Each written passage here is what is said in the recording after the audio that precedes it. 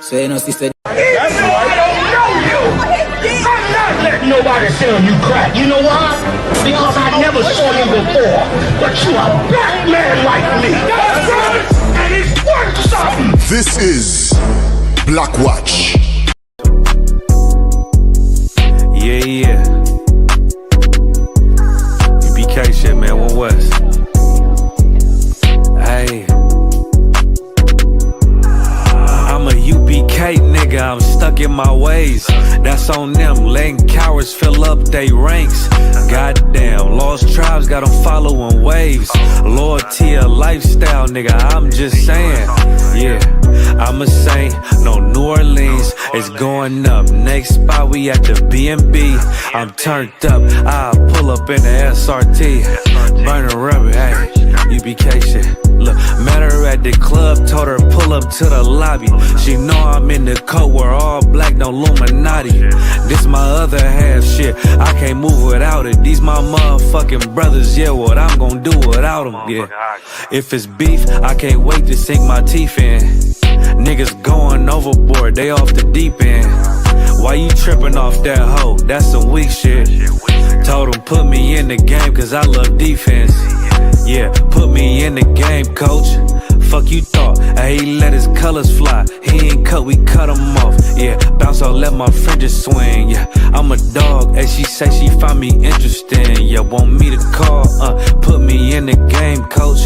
Fuck you thought, he let his colors fly. He ain't cut, we cut him off. Hey, bounce out, let my fringes swing. Yeah, I'm a dog, and she say she find me interesting. Yeah, want me to call, I ain't gotta settle, I got options, ma. No, I stand on business, my name not Tazar. I'll pop you with this pocket rock. Feed a nigga shells like a taco truck. Hey, this bitch got sound effects, it go pew pew pew. I ain't trippin' on no drink, got bottles in a room. I'm in Durham, North Carolina, bitch, it's 12 a.m. Look at them, they ain't none of us and we ain't them. I told him put me in the game, coach. Fuck you thought, he let his colors fly. He ain't cut, we cut him off. Hey, bounce out, let my fringes swing. Yeah, I'm a dog, she say she find me interesting. Yeah, want me to call, put me in the game, coach. Fuck you thought, he let his colors fly. He ain't cut, we cut him off. Hey, bounce out, let my fringes swing. Yeah, I'm a dog, she say she find me interesting. Want me to call, yeah. UPK shit, man, you already know what it is. It's the 55th annual Passover, man, turn up. We gon' do this shit the UPK way, not the other way. You hear me? Yeah.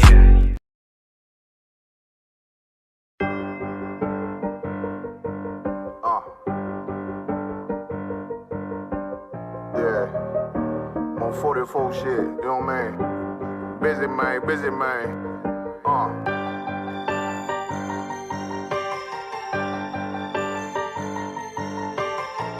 Look, when that shit drop, you step all the way on their neck, step on their neck and their head with that shit. Fine in, I ain't show no mercy, we gon' show them boy what time it is. I pop out like I'm Samuel, I got time to kill. Haters thought I died, I survived. They don't know how I did it, got it out the mud, straight to glory. They don't know how I feel, he nice but he don't show them skills, how I show them skills. He ride but he don't work the wheel, how I work the wheel. They mad, I'm too solid, circle tight, yeah, vacuum seal. No, they want my life, I ain't worried, I got rank for real. I got real soldiers, kill for me, nigga, watch yourself. They said you been in beast mode lately, you is not yourself. When you drop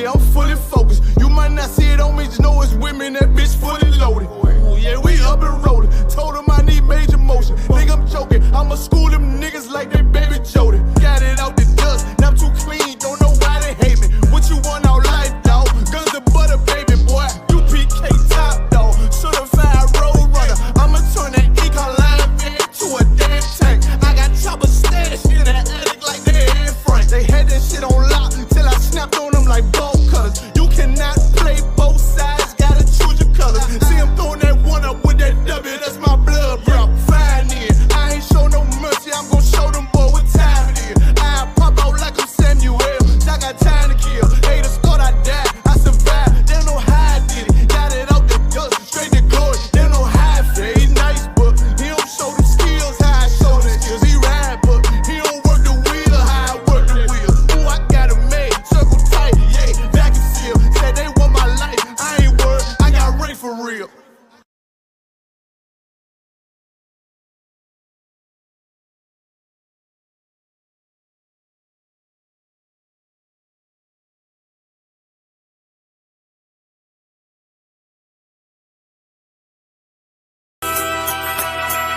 Okay.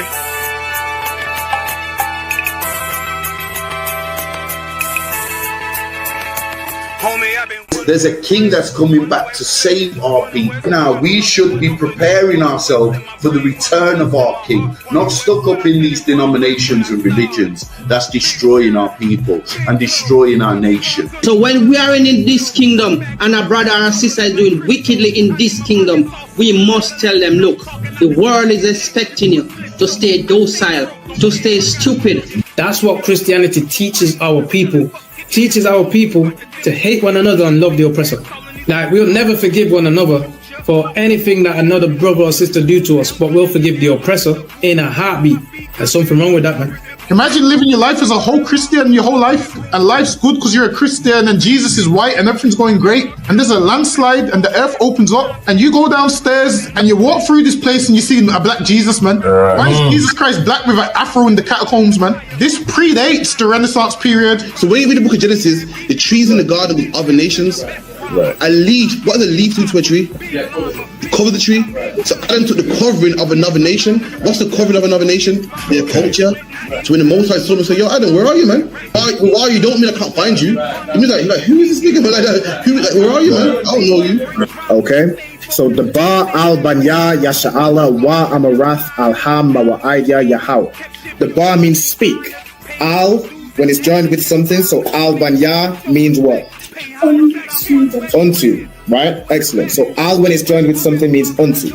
Banya means children. Yasha'ala is Israel. So unto the children of Israel. Like, if it's one thing a hoe gonna do, a hoe gonna hold. But you ain't, she can't hold if there's nobody to hold with. And the thing she said at the end, where she said, I went back and I lied to him and he still wouldn't do it. And then she threw up her hands and she said, well, he'll just be a brother. That's what he need. That's brothers. right. If we have more brothers, hoes like her wouldn't have no outlet.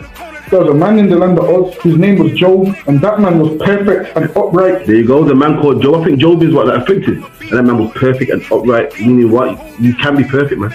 Job was a man like everybody else, man. Job wasn't no angel, he didn't come from the heavens, and that man was perfect, meaning what? You can be perfect in the Bible. Being perfect is in the Bible. Had fringes on my coattail way before Jimmy. Funny how the general ain't even see a penny. Better show respect, get smoked like a chimney. Keep my name out your mouth, don't even think it. Send a real Smith, that y'all know Jada Pinkett. Both ball heads, my grain above 50. Lost my man to the game, that pain that stuck with me. Had to find a cheat code to the street though, cause them niggas getting foul, shoot you like a free throw. Keep spitting acid like a Mino, and the nigga be the nicest with a mean flow. We live. All right, this is the ISUPK, the Israelite School of Universal Practical Knowledge. Also, remember, check out all the classes in the week. We have classes Monday through Friday here in the UK. We have them live from the physical school. Monday, we have the law class. Tuesday, the brotherhood. Wednesday, the history. Thursday, the scripture breakdown. That's all your questions. Hold on, bear with me. Let me just unlock this. Also, any questions you got, just put them in the chat. Whether on topic, off topic, whatever you want to ask, feel free to ask it. Hold on, bear with me 1 second.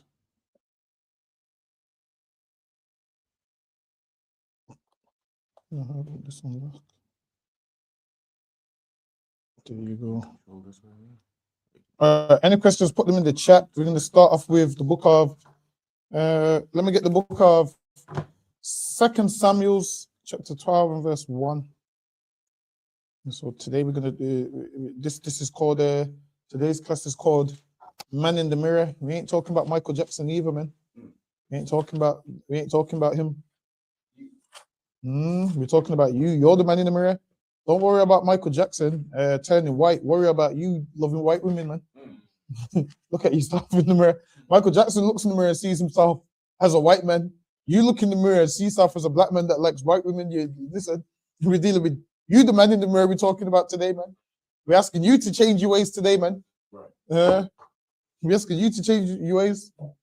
So okay, let me get 2 Samuel chapter 12 and verse 1. Khan, 2 Samuel chapter 12, verse 1. And the Lord sent Nathan unto David, and he came unto him and said unto him, there were 2 men in one city. So now, Nathan came to David because before this, David had seen a woman that was showering called Bathsheba, and he looked at her and he's like, yo, look at her, man. She's looking good. He's looked out the window and he's seen her in the river, half naked, showering and whatnot. And a lot of people look at David. Why would David do that? Whereas you've done that many times in your life, man. You've looked at a woman and that's somebody else's and thought, oh, the thing is this, you can look at David and say David was wrong, but ask yourself, have you ever dealt with another man's woman? There you go. You did the same thing he did. And hopefully you did that before you knew any better, man. Now you know better. You can't be doing that. Now you know better. You have to find out a woman's got a man and you have to step away. You have to step away. Don't think like, okay, we can just be friends. Because this is what men say to women, oh, you men don't mind if we have friends. Forget that, man. That's that all of that stuff. And if it even gets to the stage of a man being able to say to you as a woman, you man don't mind if you got friends, you've already spoke to him too long, man. You've responded too much. Don't respond. All you say is, I'm married, and leave it as that. I'm married, and leave it as that. That's what you have to do, man. That's all you say. All you have to say as a sister is, I'm married. Now, as long as you laugh and giggle and smile, you're opening the door for that man to keep trying, man. You're opening that door for that man to keep trying. And you opening that door, you're going to give that, in your mind, what a lot of people think now is, giving out your Instagram is not cheating. Listen, you give out your Instagram, it is cheating. Listen, man. If a man blows a kiss at you and you're my woman, you better duck, man. I don't give a damn. He blows a kiss, you better duck for cover like bullets is coming, man.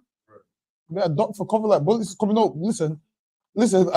A man blows you a kiss and you accept that blow kiss. That's adultery to me, man. Listen, that's ground. That's adultery to me. Listen, you better duck that, man. So lucky, go ahead. Khan, and said unto him, there were 2 men in one city, the one rich and the other poor. And it goes, there was 2 men in the city. One was rich and another's poor. Meaning the rich man's got money, wealth. Poor man ain't got nothing, just one little sheep, one little car, one little phone, one little whatever, one little woman. The poor man's all he's got is that one little woman, man. And you're rich, so you can have any woman you want, but you fancy mine. Now you're going too far. How you fancy my one woman and you got about 20 of them? And you fancy my little one woman, man. I'm a poor man, allow me with my one woman, man. So, okay, go ahead. Khan, the rich man had exceeding many flocks. And it says the rich man had exceeding many flocks. So now he's breaking this down to David in a way. And now, when you ain't even thinking, you start to, he's hearing this. Actually, keep going. Khan, many flocks and herds, but the poor man had nothing. And it goes, the poor man had nothing. So now, this poor man represents Uriah. Go ahead. Save one ewe lamb, which he had bought and nourished up, and it grew up together with him. And it goes, he had this one sheep from time, and it grew up with him, meaning he raised it from young, and it was his, he nurtured it. And that's like a man with his woman. Your woman's with you from young, your childhood sweetheart, you nurture her, you raise her in the right way to do certain things. Imagine training a woman. You train your woman up, and someone takes her Listen, man. Now, you want that man to die, man? It's just normal. I mean, imagine a man takes your woman. You want that, you in your mind, you're thinking, yo, I want that man to die because he's took my one woman and I can't stand to see her happy with him or whatever. Really? That's not meant to happen. This was meant to, like nowadays, if you have an argument with a woman, especially if she's in the world, this is what happens. There's so much opportunity for her to go out and talk about we was on a break. Now, a woman in the truth, if you know, having time, you don't speak to each other for a few days or a week because issues. She knows, all right, this is still my man. We're gonna reconcile. In the world, she just be like, oh well, I open my legs to him. The man, guess who she opens her legs to? The man that said to her previously, oh, you man don't mind if you have friends. She now opens her legs to him, and then she comes back to you afterwards.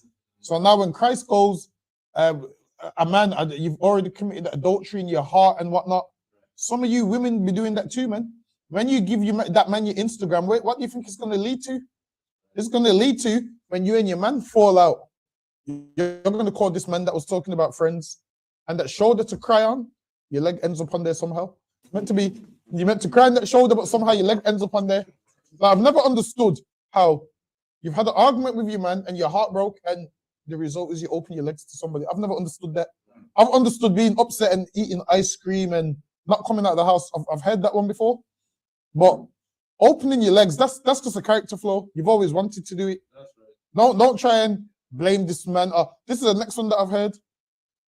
Oh, a man's woman. No. When a woman's disrespectful to a man, a woman only speaks to a man that way because she's a reflection of him. No, that's a lack of accountability, man.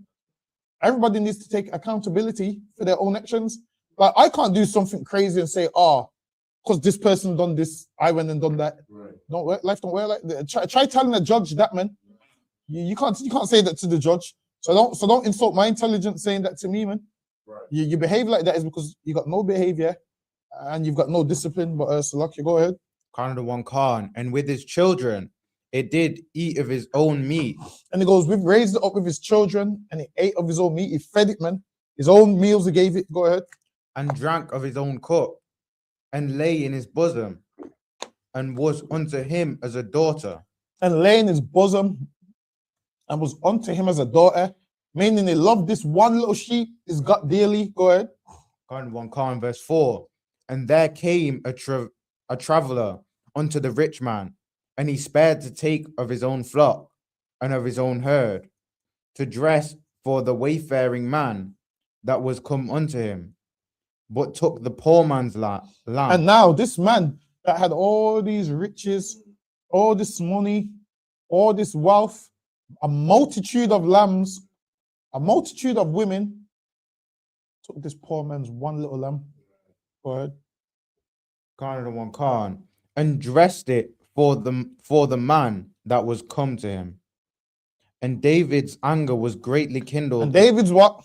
Anger was greatly kindled. And David was angry, man. David's like, yo, how can a man be so evil, man? His anger was kindled. Like, yo, David's like, nah, F that. This man had one lamb, and this man that was rich, that had all of this, went and took that man's lamb. Went and took his lamb. And his anger's kindled, like he's ready to go get his sword. And yo, someone has to die for this. Go ahead. Khan. And he said to Nathan, as the Lord liveth, the man that... But he said what? As the Lord liveth, the man that hath done this thing shall surely unalive. And he goes, nah, read it exactly how it's written. Khan.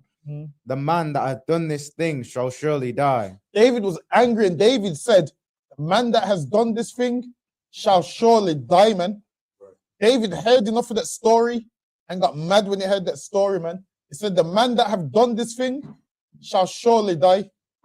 David didn't want to give that man no mercy. He said, the man that have done this shall surely die. Read on. Khan, verse 6. And he shall restore the lamb. And he shall restore the man. And listen, David there was judging righteous, man. The man that did that shall surely die. He was judging righteously. Go ahead. Khan, and he shall restore the lamb fourfold. And he shall restore the lamb fourfold. David was judging righteously. Go ahead. Because he did this thing, and And because he had no pity. So like, go ahead. Like it said the man should die, but because but then it says the lamb should be restored fourfold, right? So it's not saying he should literally die. He's just angry at that point. Nope, he's saying he should die, and that man, that man's flock, he better give this man 4 lambs or whatever he took, restore it fourfold. So the man that's alive who lost the sheep, he's meant to get 4 of the other man's sheep. They said this man shall surely die. It's literal. But if he's dead, that was gonna pay it back. Because he's gonna take his sheep. A lot of people die and people take their goods. No, so like what I'm saying is he ain't got no goods. That's why I stole that one. Oh wait, no, he does. This is that's the rich man. Is this the rich man? Yeah, this is the rich man. Oh damn. Right. So this is the rich man who's meant to die, See, and the other man's meant to get his sheep. Yeah. Oh, so like yeah. Listen, man, these Edomites, they're going to get that same punishment and have to restore. We're going to take their goods, man. Listen, people die and things get transferred. So yes, like you go ahead. Another one, Khan. And because he had no pity. And because he had no what? No pity. David said this man had no pity and this man should surely die. Go ahead. Khan. And Nathan said to David, thou art the man. Ooh. Imagine David said this man should surely die. And now, guess what? The judgment David wanted on the next man wasn't meant to be his judgment, man. Imagine sometimes you need to look at it, how the judgment that you want for others, man. You might want a man punished a certain way, and you do the same things as him, and you get punished that way. Listen, man, David could clearly judge what was wrong when it came to someone else. David saw this as unbrotherly straight away, but when it came to his own actions, he couldn't see it, man. David couldn't see how his own actions was unbrotherly. And this is why we have to look in the mirror and see how we judge someone else. And what we think of others is our actions brotherly and all of those kind of things. Because now when it comes to judging somebody else, it's easy, man. I can say, yo, he said that to me, F that, I'm going to kill him. And have I said this to somebody else? Listen, understand this. I want you to die for what you've done, but when I do it, it's just a mistake. How come mine is a mistake and how come mine is a mistake and everybody else should die for what they've done? Listen, man, that's what the Bible says. How you judge others is how you're going to be judged. Most people don't see it that way. Most people see it as this person done this to me, they should die. But when they do it to somebody else, oh, I just made a mistake. I just made a mistake. And that's a lot of what we do. But so like read that part one more time. Khan. And Nathan said to David, thou art the man. Thus saith the Lord God of Israel. I know. And now, my point is this: David was mad at this man, and this man was him. So now, also understand in the truth. Listen, you can't be mad when a brother don't follow orders if you don't follow orders. Now imagine you can't stand this man because he don't follow orders, but then you don't follow them either. The man that's giving you orders that you don't follow his orders. How about if he was mad at you, how you're mad at the person that don't? That's what I'm saying. It trickles down. What you don't do, you can't be mad at what others don't do. You have to examine yourself, man. That's lucky you got the mic. Yeah, this was the wife as well. Yeah, the next one as well is your wife. A lot of men say, "Oh, my wife don't listen." Well, you don't listen to orders. You don't listen to the man above you. Right. So you're just getting what the Lord's doing to you, what you do to other brothers. Imagine you wanna divorce your wife because she don't listen to you. But then you in the school, you want mercy. You want all the mercy in the world. All the mercy in the world, but when it comes to somebody else, nobody else can't get no mercy. You forgive yourself with excuses and you judge others with standards. That's what people do, man. They set the standard high for others and forgive themselves with excuses. Listen, how you judge is how you shall be judged. And this is why sometimes you have to be like, you know what? I require mercy, so I'm going to have to give mercy. Sometimes you have to give mercy to receive mercy. Salakas, the anyone that Haban. That was it. All right, let me get 2 Corinthians chapter 13 verse 5. Lucky, go ahead. We have a question. We have a question on TikTok. Mhm. Somebody says, "What is your goals for Black people?" What is my goal for Black people? All right, my goal for Black people is this: for us to serve our God, for us to separate from these other nations, and for us to rule the earth. That's our goal for Black people. For us to live a better life where we treat each other correct. For us to be self-sufficient. That's the goal for Black people. For us to what? No longer be on the bottom of society. For us to no longer sell drugs to each other. For us to no longer commit crimes to each other and harm one another. For us to live and raise our children like how the Lord wanted us to do it. That's our goal for Black people. To bring Israel back to the Lord. That's the goal, man. Our goal is to bring Israel back to the Lord. Why? Because we have to be a light unto the Gentiles. Now, when I say a light unto the Gentiles, I'm talking about the Israelites that are lost, following all sorts of religion. We're trying to get them out of those religions to bring them back to the Lord. That's our goal for Black people. Our goal for Black people is what? For them no longer to be killed by the policeman. Because why? We follow every philosophy and every religion don't benefit us. Every philosophy don't benefit us. We follow things that have no benefit. So what we're doing is bringing Black people back and giving them something that has benefit, giving them something that's good for their life. You see like how certain things is good for your health. The Bible is good for a black man and Black woman's health, man. Following these laws, statutes, and commandments is good for our bones, and that's our goal. Any more questions, just type them in the chat and we'll get to them. But it's lucky. Go ahead, Haban. Khan, 2 Corinthians chapter 13, verse 5. Examine yourselves. Do what? Examine yourselves. Listen, man, sometimes we need to examine ourselves. Meaning, sometimes we need to take a look and check ourselves daily. And then we need to be like, you know what? The way I've treated people today, would I be okay with someone treating me like that? What I've done to people today, would I be okay if people done that to me? Sometimes you have to examine yourselves, like what I've done to people today. Would I be okay if someone done that to me? Sometimes you have to examine yourself. If you're out there robbing and stealing, and understand this. Imagine if someone robs from you, the first thing you're thinking is, I want them dead. But you forget about all the people that you've robbed. I mean, do you not think that they want you dead? The only person that can want a thief dead is someone that never steals, man. Then I'll be like, all right, well, you know, see where it's coming from. But if you do the same things that they do, you expect God to have mercy on you for when you rob and judgment on them for when they rob. Nah, man, life don't work like that, man. It don't work like that. You can't do evil and expect, oh yeah, because the Lord knows my heart. And then judgment on that, man. What the Lord don't know his heart to according to what you believe. Right. Life don't work like that, man. It would be nice if it did, but life don't work like that. So like you read that one more time. Khan, examine yourselves whether ye be in the faith. It says examine yourselves whether ye be in the faith. This is key, man. Ask yourself, are you in the truth? You examine yourself, are you in the truth, man?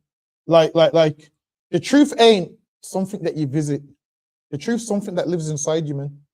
The truth ain't a place that you visit and then go home. The truth is inside you, man. Like, are you the walking truth? That's what you should strive to be. Strive to be the walking truth. Strive to be everywhere you are on the planet. That's where the truth is. Don't just let the truth be at 394 Lodge Road until you go home. And then you go back to whatever you want to do and whatever disgusting thing you want to be. Examine yourself. Read that part one more time. Khan. Examine yourselves whether ye be in the faith. Examine yourselves whether you be in the faith, man. Examine yourselves whether you be in the faith. Are you at camp on Saturday or are you in bed or in the club? You examine yourself. It says whether you be in the faith. You niggas is in your bed, man. You're in the faith, man. You're in all kinds of happiness and lust. All kinds of happiness and lust. The truth is more than just talking and screaming a few words. I die for the brothers. Come hold Shamar at camp and prove it, man. Right. Come hold Shamar at camp when there's Palestinians that are trying to kill us. Then I believe you're gonna die for the brothers. But you saying you're gonna die for the brothers from your home, that's not gonna work. Are you gonna die for us? Wireless. Right, like can you die wirelessly? Like I wanna know. I wanna know, can you die wirelessly? Right. Be here physical, man. Be at camp with the brothers, in class, be around the school, Do what you're supposed to do. Don't be giving me this rhetoric. I feel listen, every time I hear someone say that to me, I'm like, yeah, sure. I'm like, yeah, that's the quickest way for me to shut down like a robot, man. Don't tell me, show me, man. Read that part one more time. Can't examine yourselves whether ye be in faith. Just examine yourselves whether ye be in the faith. Sometimes you need to look at that man in the mirror, man, and ask yourself, am I in the truth?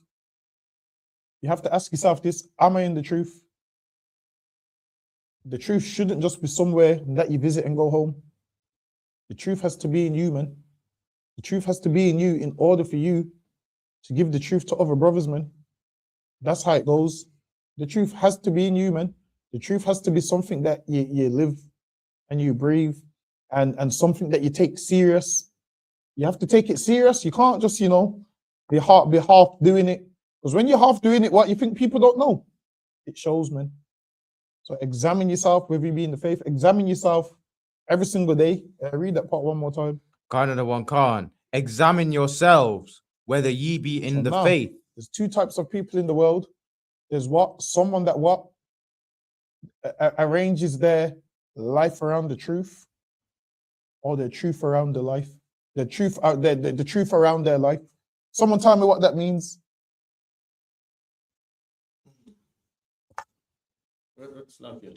Repeat that. There's I heard it, but I didn't. There's two type of people. There's one where they have their life around the truth, or the truth around their life. Okay, Scan. So again, someone with the life around the truth, around their life, or the life around the truth would be more like they're in bed, like you said, they're not coming to camp. They barely show up. They're not doing no classes, etc. They're just doing their thing, and occasionally they might pop onto the onto the Wi-Fi, as you said before.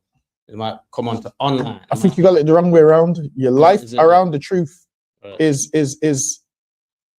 the truth comes first. Right. So now you change your life based on what the truth requires. Right. So you'd be like, you know what? I usually go football on Saturday. The truth says I must be at camp on Saturday. So you change your life and be like, the truth comes first. And there's a man where the truth sounds good until it's time to do some work. Right. The truth sounds good until it's time to be in class, until it's time to be in camp, until it's time to do everything that you're supposed to do. So then a man that ain't really the truth make excuses like not to come to camp, not to come to class. Just make excuses because he's going to be an open heart surgeon and he's going to make some big money, or he's going to be a footballer, or he's going to be the next Pele, but never kicked a ball in his life. He's going to be the next Pele, and he thinks his life is that important that the truth must stop because his life has to exceed what happens in the truth. Then there's a man where be like, you know what?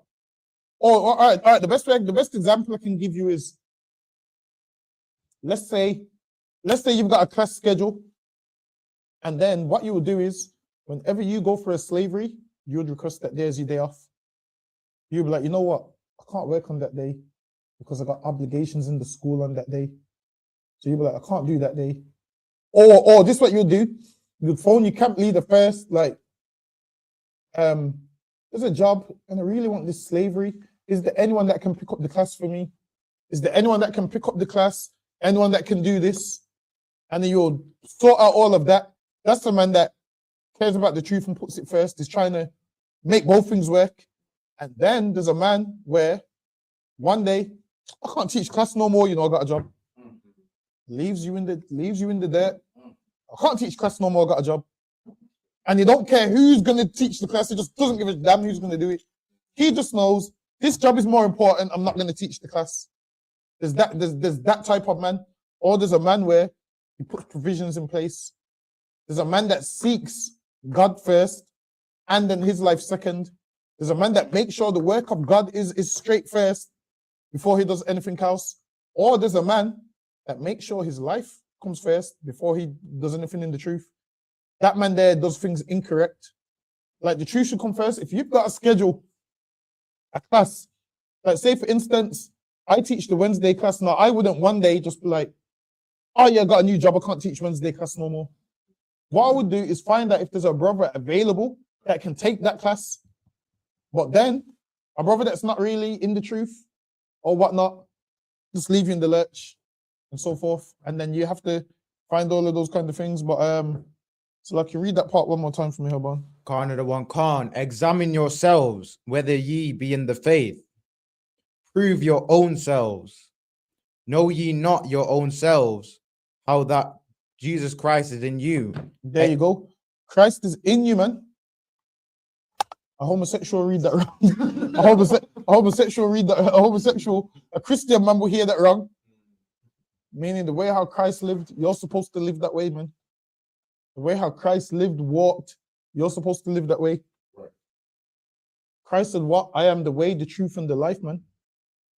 You're meant to walk how he walked, live how he lived, put God first. Everything else will follow, man. So like you go ahead. Khan the one Khan, except ye be reprobates. Except what? Except ye be reprobates. And you'd only be a reprobate, man. A reprobate means what? You ain't gonna last too long in anything.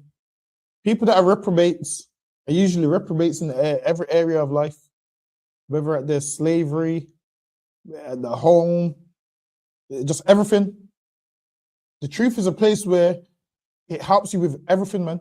Like you see, when you come in here, you start to be able to do things that you could never do before. As in, you're more disciplined. You start to actually, listen, you're failing all them GCSEs and things before. You come in here, it's like the Lord gives you a new brain, man. Like the Lord gives you a new brain and you start to excel. See how the brothers getting great careers and whatnot. People make out like being an Israelite means, yeah, you just have to wear old rough potato sack clothes and you can't be trendy and you can't live a good life. People make out all of those kind of things. When really that's a lie, man. Listen, we're the trendiest niggas on the earth, man. We're the trendiest niggas on this planet, man. On any planet, if you believe there's life on Mars, we're trendier than a Martian nigga, man. A nigga on Mars, we're more trendier than him. If you believe there's life on other planets, we're trendier than all of them, man. Go ahead, Haban. Khan the one Khan. Okay. But I trust that ye shall know that we are not reprobates. I trust that we shall know that what? That we are not reprobates. We ain't reprobates, man. Like in here with discipline, man. Like today, Devil at Camp was basically telling us to break the law. Saying, "No, just get a speaker, man. Are they gonna give everyone a fine?" I was like, "Nah, we follow laws here, man." I was like, "Nah, man, we follow laws here, man. Why would we do that if the law says we can't have it? We just can't have it." And he was looking at me like, "Yo, you black people are supposed to break the law, man." He's probably an undercover cop trying to get us shut down, man. You can't ever listen to an oppressor that's openly telling you to commit crime. He's got a pair of handcuffs on him. He wants to shut the camp. That's what he wants to do. And he's thinking I'm going to listen to him and say, "Yeah, you're right. Listen, man, if a white man's telling me to get a microphone, I'd rather not have a microphone, man. A person telling me to have a microphone, I'd rather not." Any questions online over to World? No questions. Just a couple comments. What's the comments? I do not understand how a brother can be in the vicinity, claim to be in the truth, and not be at camp. Hold Shema with your brothers. All right, then. That's true, man. Who said that comment? Yanakwa. That's it, man. Listen, man. Come and roll with your brothers, man. Listen, in camp, we have an excellent time at camp, man. The brothers be going to war together. We'll be going to war together. We're doing everything together afterwards. We go eat food together, man. Listen, that food that we eat is more than just the chicken burger, man. To the average man, it's a chicken burger that's probably not even really chicken, probably pigeon. To the average man thinks that £2 chicken burger that we eat is more than just a burger. This burger right here, when we eat this burger together, it's the best meal ever, man. This means more than just a burger to us. This means what? Hours of camp together. This means hours of preparation in the week, hours of waking up together, and then we break down that meal. Listen, man, all of that is brotherhood. All of that is all of that is brotherhood, man. I'm trying to tell you, You gotta be amongst us to understand. To you, this is just like it's a meal. This is more than just a meal, man. This right here ain't just food. This is years and months and weeks of brotherhood. Years, months, and weeks of us working together and building and holding Shema. And brothers out there in the cold and raining. I'm seeing brothers out there losing their voice. I thought a brother lost his voice box today at camp. So lucky, I thought a brother lost his voice. He was going to start speaking through AI. Listen, man. That's what I'm saying. These are the things you don't see. But that meal to the average man, it's just food. To us, that right there is brotherhood. Christ said what? Every time you come together, do this in remembrance of me. That's right. That's what Christ said, man. Every time we come together, do this in remembrance of him. And we live them scriptures. That's why to us, this is more than just a meal. Why? Because we're doing this in remembrance of Christ. Because Christ is the reason why we came together and had this meal. Why is that? Because without Christ, we wouldn't know each other, man. Without Christ, we wouldn't know each other. Without Christ, I'd have robbed every nigger in this room. So lucky. I've been going home with jewelry, armbands, laptops. But because of Christ and that brotherhood, listen, that's not going to happen. But it's lucky. Go ahead, Haban. Khan. Verse 6. But I trust that ye shall know that we are not reprobates. Now I pray to God that ye do no evil. I pray to God that you do no evil. And in here, we ain't doing no evil, man. We ain't doing no evil. Listen, we disciplined. We structured. People look at us and think, yo, how are you so well disciplined? People be swearing at us and shouting at us. And we discipline, man. And what most people don't understand is we could go there if we wanted to go there, man. If we wanted to go there, we could go there. But we're so disciplined, we're not going to go there unless we have to. The reason why we don't go there is why? There's no coming back, man. If we have to go there, the action you're going to see, we're not coming back, man. You devils at camp always trying to threaten us with all of this violence, not realizing we could go there if we wanted to, man. But we're disciplined and we're not going to go there. I hope you understand. Don't think we're scared of you and all of those kind of things. The reason you're alive is because these brothers are so disciplined. Hebrew Academy graduates, this is why you're alive, man.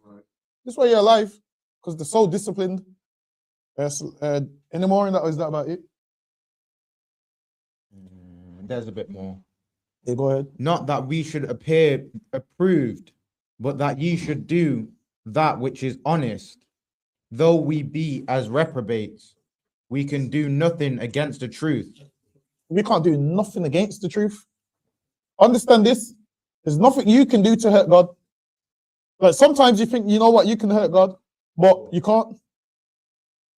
There's nothing you can do to hurt God. No, I got on there. Yeah, it's lucky. Go ahead. Khan. But for we can do nothing against the truth, but for truth. For we are glad when we are weak, and ye are strong. And this also we wish, even your perfection. All right, drop that. Let me get Proverbs chapter 18, verse 17.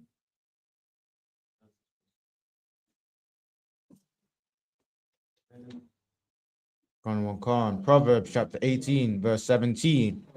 He that is first in his own cause seemeth just. Read that part one more time. Khan. He that is first in his own cause seemeth just. So he that is first in his own cause seemeth just. What does that mean? First in his own cause. Go ahead. The back is okay. Basically, yeah. So more, yeah, that too. Or more like there's two sides to a story, and the man that goes and tells his side first, he's right in his own cause, man. Like, have you ever heard the story? And the nigga sounds so right until you hear the other side. This is what I learned. You can't just listen to one side of the story because everybody is right in their own cause. You hardly hear anybody say, yo, I was wrong. Right. Listen, I know people that had 20 friends and they fell out with all 20 of their friends, and they're right in every situation, and they don't realize that they're the problem. Right. Usually, if you fall out with everyone, you might be the problem. Like I see people fall out with 20 people, and they tell their story like, "Oh yeah, because she was jealous of me." I'm like, okay, that one was jealous of you. What about the next one? The next one too. The next one too. The next one too. The next one too. And people that tell their story first, they're right in their own cause. So understand this, man. As a priest, don't ever listen to one side of a story. You need to get the full picture, because you're gonna hear one side of the story and you're gonna side with that person. This is what you need to do. Hear this is why in council, both sides of the stories have to be heard, because you will often see that certain stories people like to leave out certain details. Certain details they won't tell you that was in the story, but then they will go back to someone and say, "Well, such and such said that was right," and that's because they gave you half a story. But I read on Haban. Khan and the one Khan. But his neighbor cometh and searcheth him. But his what? But his neighbor cometh and searcheth him. But his neighbor cometh and searcheth him. What does that part mean? The other person, like the other person tells their part of the story. There you go. His neighbor cometh and searcheth him. The other person comes and tells their side of the story. And there's some people where they've listened to their own side of the story in their head so long that they're right. So go ahead. Isn't that like his neighbor searching him? Isn't that like he's asking questions? Like, yes. Say someone's talking, it's like, okay, so what did you do? Yes. And they actually get the other side of it. Yes. So, but all right. So what caused it? All right, then. So your man left you, and hold on, your man was toxic. Your man was toxic, and your man was a manipulator, and used to emotionally abuse you. And okay, I got that part. What did you do? You cook 3 times a day, and wash the clothes, and do everything that he said. And you were submissive, and he treated you only this, and you was, oh no, I used to go party in hardly any clothes. Then you'd be like, oh well, maybe that might be why he was the way he is. But they don't tell that side. This is another one. She'll come and say, oh, it was insecure. This is what they say about men, insecure. If that's what you're going to say about, listen, you dressing half naked, and your man don't want you to dress like that, and you come and say that's insecure. No. He just don't want you dressing like that, man. He don't want you dressing like that around other men, because you're his woman, but he's insecure. If that makes a man insecure, that would mean every man's insecure. Maybe some men that want better for you than you want for yourself. Right. Insecure. Listen, I don't want you dressing in a way where any man sees you and says, yo, look at his woman, man. Imagine a man sees you and says, yo, look at his woman dressed like that. You see her underwear. No. That's not supposed to happen. Insecure. Listen, man. You're trying to let another man in a secure place that belongs to me. I am insecure. My insecure is you letting another man in that secure place that is meant to be secure. I'm the only nigga that's supposed to insecure that place. Right. You're dressing like that for other men to no. That can't run, man. That can't run. Nah, man, it's horrible. That can't run. It's like go ahead, Haban. Is there any more on that? That's verse 17. What's verse 18 say? Is it link or something different? No, it's something different. All right, no sweat. Let me get Proverbs chapter 21 and verse 2. But most people tell a story and forget that there's an other side. So there's your version, their version, then there's the true version. You have to sit down with both parties, counsel, and find out what the true version is. Because people just be sticking to their own side. Go ahead. Proverbs 21 and 2. Proverbs chapter 21, verse 2. Mm-hmm. Verse 2. Every way of a man is right in his own eyes. Read that part one more time. Every way of a man is right in his own eyes. Every way of a man is right in his own eyes. What does that mean?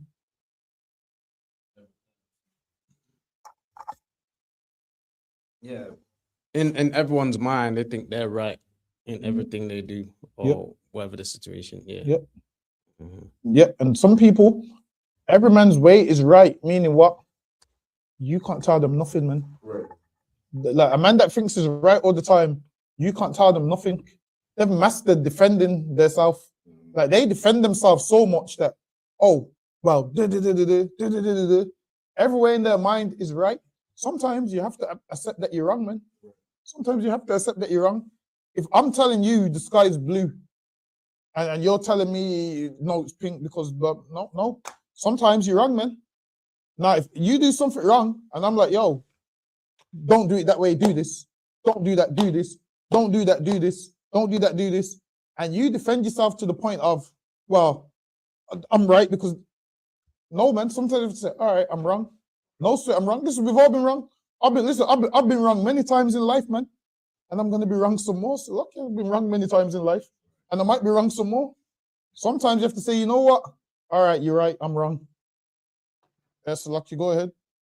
Khan 1 Khan. But the Lord pondereth the hearts. But the Lord pondereth the heart. So read that part. Read that from the top again. Khan 1 Khan. Every way of a man is right in his own eyes. So now, a man that's right in his own eyes every single time has never examined himself, man. Sometimes you have to examine yourself. How do you get better? By examining yourself. By taking a look at yourself and saying, all right, then, I've done that, I shouldn't have done that, I should have done this. I shouldn't have done that, I should have done this. It's like a man that loses a fight and they make excuses. Oh, the weight cut was terrible. I lost the fight because of the... No, you just didn't have the skill set, man. Just didn't have the skills. You putting it down to, oh, yeah, it's because of the weight cut. No, it's the skill set. You lost the fight because of the skill set. Sometimes you be wrong, man. Don't be wrong and strong. The quicker you admit you're wrong, the quicker the problem goes away. The quicker we can rebuild and be like, all right, then, you're wrong, let's fix it. But now, if you're right in your own mind, then there's no fixing it, man. Because you can't never be wrong, which means you're so perfect that you can't ever be wrong. You don't need to be in here because, you know, you're so right. So right, and everything's perfect, and you're so great, and you give yourself the best counsel and the best, you have the most wisdom in the world. Like, you don't need us for nothing, man. What do you need? I mean, what do you need us for? If you've got all the knowledge and the wisdom and you're always right, I mean, what do you need us for? What you should do is set up your own school of you and yourself. Of you and yourself. Because who do you get counsel from? Yourself. Who do you listen to? Yourself. Who do you take advice from? Yourself. So you should set up your own school and teach yourself and learn from yourself. That's what you should do. I mean, what do you need us for? But Lucky, go ahead. Khan 1 Khan. But the Lord pondereth the hearts. The Lord pondereth the hearts, man. You think the Lord don't know what's right and what's wrong? Sometimes you try to lie to yourself, but you can't, man. Sometimes you can't lie to yourself, and you have to be like, you know what? I'm wrong on that one, man. Sometimes you have to be like, you know what? I'm wrong on that one. I should listen sometimes. But I get it. Sometimes listening is difficult, but sometimes you have to listen. Well, that's Lucky. Go ahead. Khan 1 Khan. To do justice and judgment is more acceptable to the Lord than sacrifice. To do justice and judgment is more. Read that part one more time. Khan 1 Khan. To do justice and judgment is more acceptable to the Lord than sacrifice. It's more acceptable to the Lord than sacrifice. Like what, and especially how we used to do. You see, back in the days, this is what we used to do back in the days. We just used to we used to do wrong and give the Lord a peace offering. Whereas we could just obey the Lord. It's just easier. We could just avoid doing all that sacrifice by obeying the Lord. The Lord don't want our sacrifices, man. The Lord wants obedience. The Lord wants respect and obedience. That's better than you sacrificing a lamb and a goat and all of those kind of things. Because what was a lamb and a goat to a rich man? Nothing, man. If you've got it in abundance, it don't really mean nothing. While it is, like the laws of England only punishes poor people. Don't punish rich people. You think David Beckham cares about speeding ticket? David Beckham don't care about no speeding ticket, man. David Beckham can park his car on the yellow lines and be fine. David Beckham's car can get towed and he can just be like, oh yeah, release it. Us, on the other hand, we're skimping and scraping, man. Listen, we got to fill out the form for some money, man. Correct. We got to be like, yo, so lucky, sir. My car's been towed, man, and I need a little loan to get the vehicle back. Listen, these fines hurts poor people. And this is why when Christ died for us, now whether you're rich or poor, you all feel the same, man. Whereas back then, sacrifices, you got loads of lambs. What's one lamb? Now, if you're poor and you had one lamb, that lamb meant something to you. Now, we're redeemed without money. Now, how much money you got doesn't matter. We can serve God alike, man. Whether rich or poor, there's no way to buy your way out of it, man. You have to serve God the right way. There's no way to buy your way out of it. Once upon a time, you could buy your way out of it and all of those kind of things. Nowadays, you can't really do that. But what verse you at? At verse 4. All right, no, so drop that. Let me get Matthew chapter 7 and verse 1. Go on. Matthew chapter 7, verse 1. Judge not that ye be not judged. Says, judge not. Read that. Can't. Judge not that ye be not judged. Judge not that ye be not judged, man. Go ahead. Can't. For with what judgment ye judge, ye shall be judged. With what judgment you judge, ye shall be judged. Listen, man. This right here is basically like you want mercy for yourself, but you want justice for everybody else. Imagine, I want everybody else to die, but I want mercy for me. The same way you judge someone is the same way you're going to be judged. It's the same way, man. I'm telling you, the same way you're going to you judge someone is the same way you're going to be judged. Go ahead. Go ahead. I was gonna say, and Christians use this just to say like, oh, don't judge me or nobody can judge me. Like imagine if this meant that nobody should judge nobody. Like it would be a completely lawless society. There'd be all types of unaliving, sexual assault. It would be chaos. Like there has to be somebody that can obviously judge, but you can't be judging somebody and you're doing the wrong thing. You can't be a hypocrite, which is why nobody judges each other in the Christian church, because everybody's a damn sinner. Exactly. It's like go ahead, Marshall. Just like when Jonah was sent to Nineveh, all the people there, all they know is evil. So there's no righteous people there to correct them when they're wrong. So maybe that's why this man want this society to be. That nobody can judge nobody. Just like when they used to dash shit through the window in London on people, especially when you're well dressed, they have to carry an umbrella to cover yourself. Nobody's gonna say, "Oh, he's dressed nice, he's going out." Don't do that. So it's like that's the same thing you want to resurrect. Like what a lot of Christians get mixed up is you telling them to change their life. They get that mixed up with you judging them. Like they don't know the difference. They think that, like, listen, we don't judge them, we don't condemn them, we don't tell them that we want them to die. We don't do none of that. We don't do none of those things. We don't tell them that we want them to die. Listen, you're a Christian, live your life however you want to live your life, man. Listen, you want to eat pork, I'll just tell you, yo, God said don't eat pork. Now, if you want to go and eat pork after that, I'm not gonna rugby tackle you to get the pork out of your hand. It's not my job to do that. It's just my job to say to you, don't eat pork. It's my job to tell you, don't be a homosexual, because you will get AIDS. That's not me judging you. That's the Lord judges you when He gives you the AIDS, man. Ain't me judging you. I tried to prevent you from getting the AIDS, but you didn't want to listen, and you wanted to go into an IUIC building. You came out with AIDS, so lucky. You came out with monkeypox because I told you don't go there. I told you ISUPK is the home of the truth, and you wanted to go in a purple building, and you came out with monkeypox. Listen. I didn't judge you. I gave you advice, and you didn't take the advice, and now you have to live with the monkeypox. So it's lucky. As for us in here, there's no homosexuals in here, man. Men in here are straight that love women, man. Listen, my brothers love women so much. Sometimes I have to say, yo, keep your eyes on the Shema, man. They'll be looking at the sisters out. They'll be like, yo, keep your eyes on Shema. Brothers be looking at sisters so much. Like, yo, keep your eyes on Shema, man. Now, IUIC, they're looking at men. Listen, they're looking at men and all of the Hamites all in there.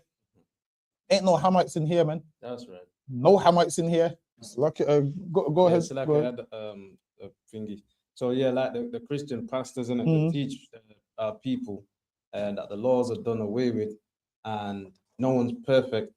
So because of the teachings from Christianity, that's why our people got that mindset saying no one, walking around saying no one can judge me.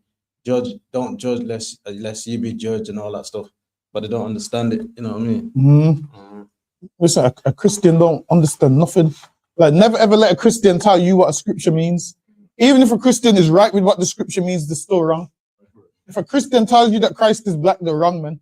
If a Christian tells you that with the Israelites, they're wrong. Unless it comes out of our mouth, everything is incorrect, man. Don't let a Christian tell you nothing, man. Yes, Lucky, go ahead, Abon. Canada one Khan.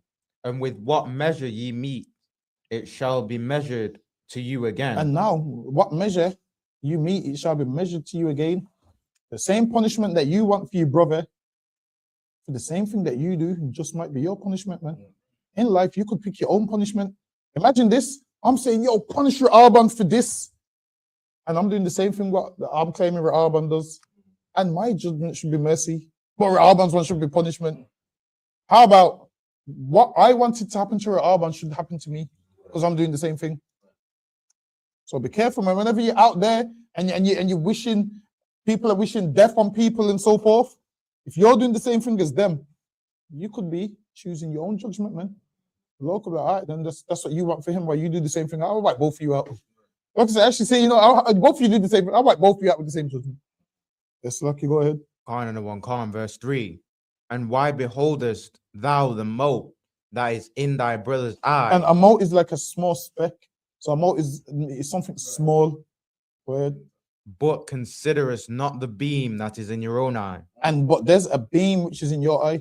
So imagine you ain't noticed the beam in your eye, but you've noticed something which is small in your brother's eye. Meaning, what does that mean? Someone break down that, because this ain't talking about a beam and the motes in niggas' eyes. This ain't talking about that. So what's it talking about? If I could, like, you see every nitpicky thing wrong with somebody. I don't like how you did that, but you don't see that you are a terrible person. Exactly. You don't see you are a sexual deviant, all the sins that you do. You see none of that, but you see every single little flaw in everybody else. That's exactly what it means. You see small faults in others, and you ignore the bigger ones in yourself. Right. There's small faults in others that you see, but the bigger faults in yourself, you don't see them. Christ is saying, look, don't be a hypocrite, man. He's saying, yo, you fix up yourself before you start noticing them that's got less faults than you. Go ahead. Canada one Khan, verse 4. Or how wilt thou say to thy brother, let me pull out the mote out of thine eye, and behold, a beam is in that. And now you're trying to get onto them for something, and you're doing worse than them, man. You're trying to get onto them, and you're doing a lot worse than them. Don't do that, man. Make sure you fix yourself. And that's what the Bible in the last verse said. Examine yourself, man. Examine yourself whether you be in the faith. Go ahead. Canada one Khan. That thou hypocrite. Hypocrite, man. You know why? Because why? If something looks wrong to you when somebody else does it, or it makes sense when you do it, that can't work. Like imagine one man can't do evil and you notice it as evil, but when you do it, it makes sense. Both of them have to be evil, man. You can't just pick and choose when something's evil. Go ahead. Canada one Khan. Canada one Khan. Thou hypocrite. Thou what? Thou hypocrite. Imagine that, hypocrite, man. Listen, imagine this. You pointed the finger and then find yourself, man. That's what a lot of people do. You see how you're that man in the mirror? You need to point that finger at the mirror, man. And you'll find yourself. You'll find that you might just be the problem. You point the finger and you'll find yourself. Most people see the faults in everybody else, but not their own. This is why this class is called Man in the Mirror. You need to look in that mirror and examine yourself, man. Imagine you called it out in them, but the same thing lives in you. How can something that lives in you call out in them? Like what? You've been noticing all the demons that they have, and the same demon lives in you, and you call this demon out in them. Why not call the demon out in yourself, man? Why not look in the mirror and you call that demon out in yourself? Like while it is, you think you're exposing them, but you're revealing yourself half the time, man. Right. You think you're exposing them, you're just revealing yourself half the time and you don't even know it. Go ahead. I don't know. And the thing is this, if you're doing the same thing as them, the same sin, and you're condemning them, and you're doing the same sin, while it is, you and them are the same person. That's all it is. You see how you're mad at them? You're that same person. That person's you. Yeah, that same person's you. Go ahead. Canada one Khan. First cast out the beam of thine own eye. First cast out the beam out of their own eye. You're trying to take this mote out of somebody else's eye, but you've got a beam in yours. How about you get them demons out of yourself first, man? How about you fix yourself first, and then you'll be in a better position to fix others. You can't be telling a man, stop smoking when you smoke. That don't make no sense. Imagine this. You're smoking in secret, but then telling another man he shouldn't smoke. You're judging him loudly, but living the sinner life quietly. Here's what, man. You want to be clean. You want to be able to look in the mirror and be like, oh, I'm clean, man. You have to look in the mirror and be like, yo, I'm clean, man. I get me. I ain't. I'm trying to live as righteous as possible. I do this, I do that, I do this, I do that. You don't want to be a man that's, in secret, smoking cigarettes, secretly smoking weed, secretly beating your wife. Listen, you think you're beating your wife in secret? Listen, man. She's takes pictures of those bruises. I hope you know. She takes pictures of those bruises when you one day have you noticed like especially in the world, there's women that look happy, and then once they're not in that relationship no more, they'll be posting up pictures of what bruises that they had. And they'll be like, yo, I thought she was living a good, loving, happy relationship until she posts his black eyes. I'm like, yo, I didn't know that man was doing all that. Trust me, listen, man. You shouldn't have to beat your wife to get her to listen to her, man. That right there is, understand this. You can't force a woman to submit to you. She has to give you the power. Right. She has to want to submit to you, man. Like there's loads of things. She has to want to submit to you.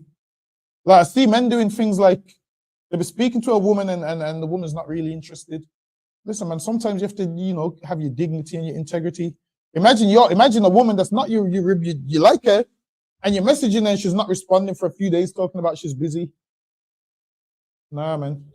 She's not interested, man. Listen, what I learned is, this is what I learned. I learned that, listen, if Iran can respond to Israel with missiles in the same day, a woman can respond to my message. Listen, Iran responded in the same day with missiles. No woman's too busy to message back, man. If Iran can respond with missiles, missile on top of missile, she's too busy to respond with hey babes, of good day, right? Listen, Iran responded with missiles. Listen, if you're speaking to a woman, she takes long to reply, you just let her know Iran responded in the same day with missiles. And you're talking about you're busy. What makes you think you're busier than Iran? You ain't busier than Iran.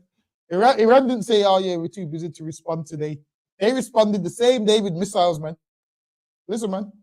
Yeah, any of you sisters that's trying to get with me, you better respond like Iran, man.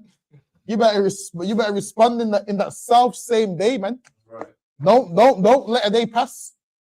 If you can go a whole day without speaking to me, listen, maybe that's just me. Not every brother's the same. Listen, you might think I'm an attention seeker, but I need attention. Yeah, I do. If you can go a whole day without speaking to me, then I don't know. I feel like you might be talking to someone else. I don't know. Listen, like I said, if Iran can respond the same day, you're without.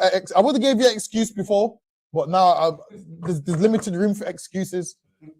Iran was able to launch missiles the same day, and you're too busy to send a check-in text. Listen, also checking in as well, man. You're a priest of God. Check in, man. Right. Iran was listen. This is my new line now. Iran was able to respond with missiles the same day, and you can't check in. What, you're busier than Iran now? Nah, man. There's no excuses, man. Make sure you stay on top of all of those things. But it's lucky. Go ahead. Got anything online or with two up? With two up. First cast out the beam out of thine own eye, and then shalt thou see clearly to cast out the mote out of thy brother's eye. There you go. And it says, yo, fix yourself first, man. And then you can fix your brother. In here, we fix brothers, man. First, you come in here a little rough around the edges. You don't know certain things. You come in and you learn. You grow. And then like today, it was at camp, man. Brothers is dropping knowledge so much that the way how they see black people is black people are dumb, they're stupid, they lack of education. So white people come up thinking we don't know what we're talking about, and then They hear, we battle them, and then they're like, wow. Imagine this, being a white man walking away after a black man corrects you on something. This white man must go home and feel like he let his ancestors down, man. He must go home and feel like, damn, my ancestors whipped them all these years, and I let one of them tell me all this stuff. Right. This white man cracks the whipping in the night, man. He goes home and he's practicing with that whip. He wants to bring slavery days back, man. He goes home and he gets a vote reform application, man. He's saying, yo, we can't have these niggas kicking knowledge in the city. They're too smart, man. I'm telling you, every white man that tries to speak to you at camp and leaves the camp, he feels like, oh, I got schooled, man. Like, to us, it's nothing. We know we're going to school them. To them, it's not normal for a black person to school them.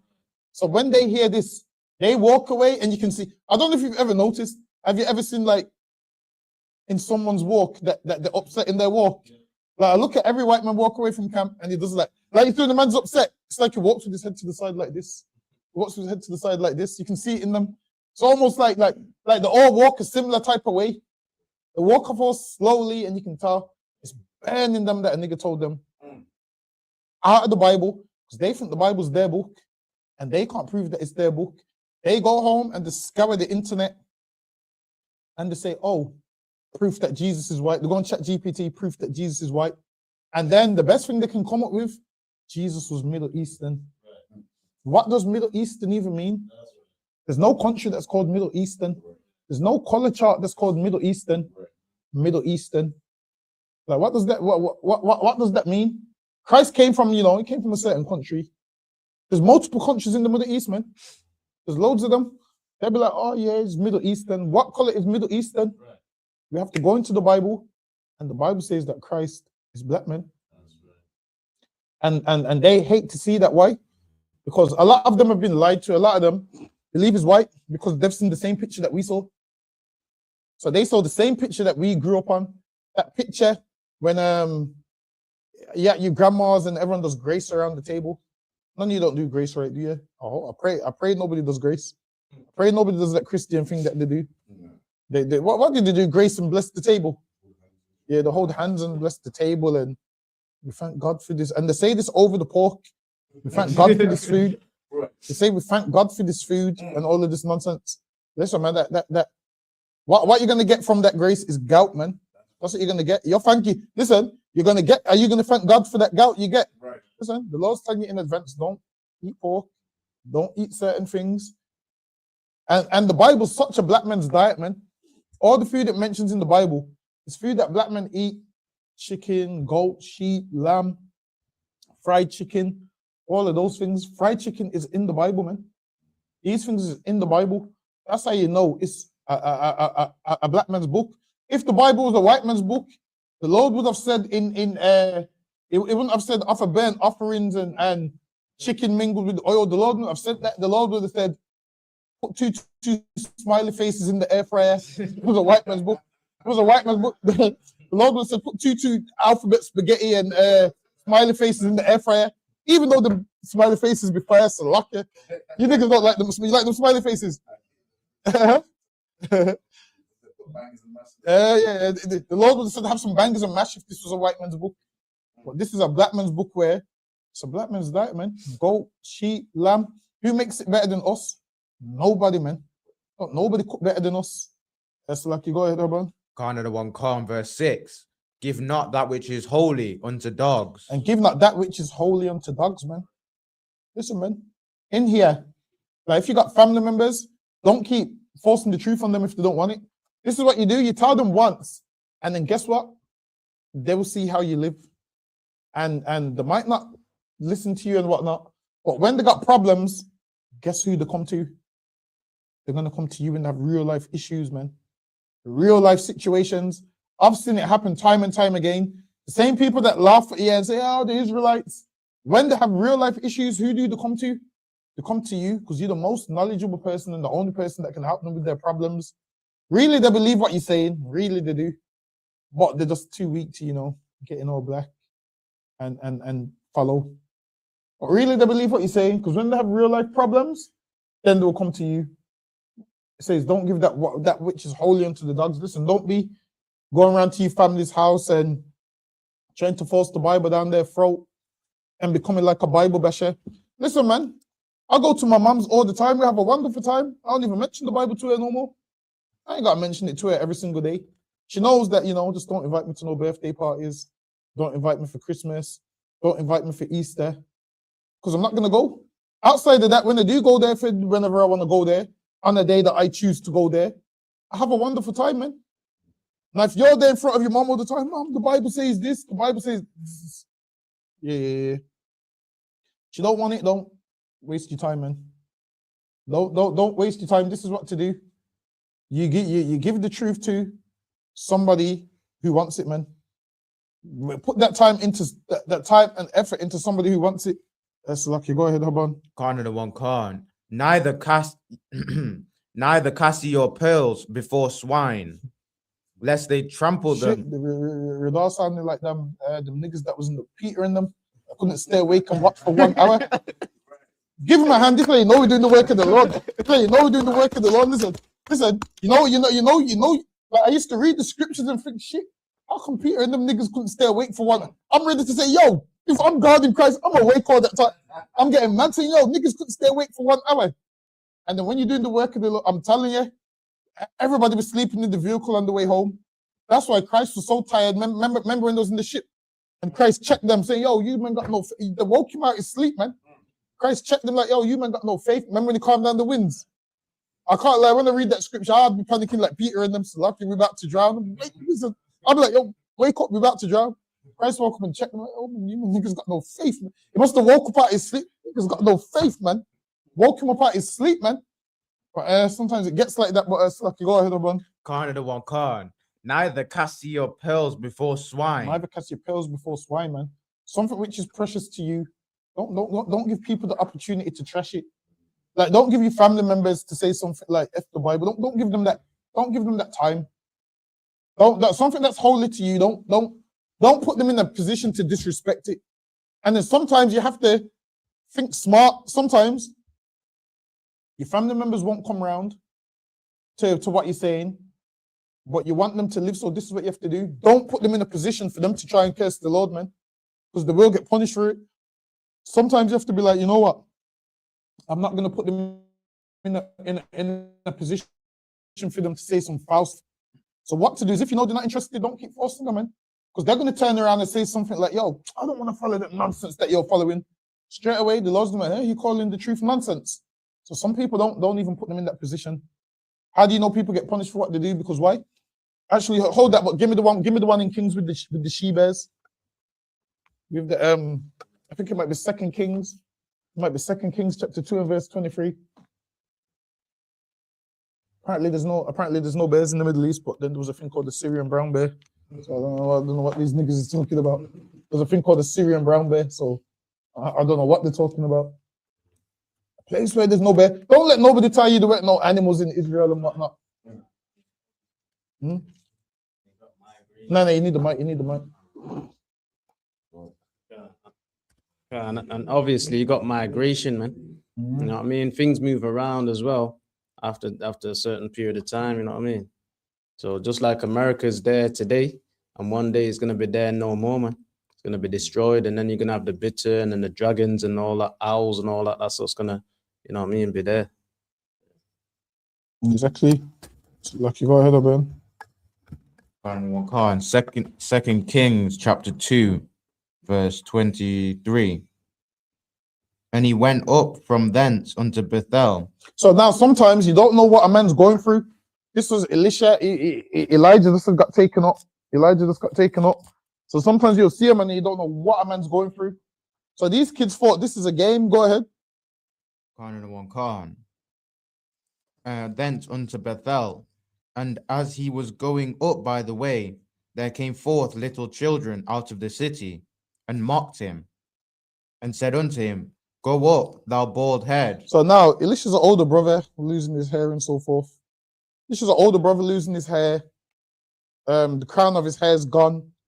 And these kids is mocking him, saying, yo, you bald head. Kids do that. Look at his bald head. Listen, man. I used to be a kid calling older men bald head and telling them, yo, this old man. Now I'm the old man now. Every day when I get up out of bed and I feel that little pain in my knee, I'm reminded I'm an old man now. I'm reminded of it. Once upon a time, you're young, you're fresh, your hair's intact, your hairline's intact, and then one day, your hair recedes a little bit, it recedes some more, it recedes some more, and one day people are calling you a bald head, and you don't realize you're this bald head until you look in the mirror, and you start to see the edges is gone, you start to see the middle's gone, and then you stop between a rock and a hard place. Do I rock the Homer Simpson, or do I go bald? That's what you gotta do. You gotta be like, should I rock the Homer Simpson or do I go bald? Now, personally for me, instead of rocking the Homer Simpson, I'll go bald. Some brothers would rock the Homer Simpson, ain't nothing wrong with it, but I'll just take the bold route. But thank the Lord for headpieces, man. It covers all of that. It covers all of that, man. Listen, man. These sisters don't care about what your hair looks like, man. They just care that you're doing the work. They say, oh, who's that brother on the internet breaking down these things and whatnot? And that makes them put in their request. They don't care about, whether you got hair or not. But these kids was mocking him, calling him a bald head. Listen, Haban, I'm telling you, you're young. Don't smile, you're young. One day, you're going to join the club, so luck you. One day, I pray you don't, but one day you're going to join the club. It usually starts from the middle. From the middle, you see starts as a tiny circle that expands. It's like it starts here and goes round, all the way around, bigger like that. And then one day, there's nothing in the middle. That's lucky. Go ahead. Khan, thou bald head. And he turned back and looked on them and cursed them in the name of the Lord. And he did what? And cursed them in the name of the Lord. And he cursed them in the name of the Lord. And this is why, as a man of God, you have more power than you realize, man. You curse someone in the name of the Lord, listen, they probably drop dead, man. And that's why we don't do that. We have mercy, man. Listen, instead of us cursing you, what we do is pray the Lord spares you, man. Pray the Lord has enough mercy on you for you to be able to get right and get into school. That's what we pray, man. That's lucky. Go ahead. Khan. And there came forth 2 she-bears out of the wood, and tear 42 children of them. And 2 she-bears came out of the woods, man. Listen, man. The Lord can make things appear in places where those things ain't supposed to be, man. Abraham was in the desert and a ram was locked in the thicket, man. And no ram was supposed to be there. Moses and them was in the wilderness and the Lord got water out of the stone, man. The Lord can get water out of a stone. So don't ever think the Lord can't do these things, man. Don't ever think the Lord can't do these things. The Lord got water out of a stone and Israel drank. And how do we know they didn't die in the wilderness, all of them? Because we're here today, man. We're here today. That's how we know they didn't all die in the wilderness. Listen, man, we're here today. And that's because they drank water out of a stone in the desert, man. A desert's a place where you're not supposed to get water. The Lord was showing them signs and miracles.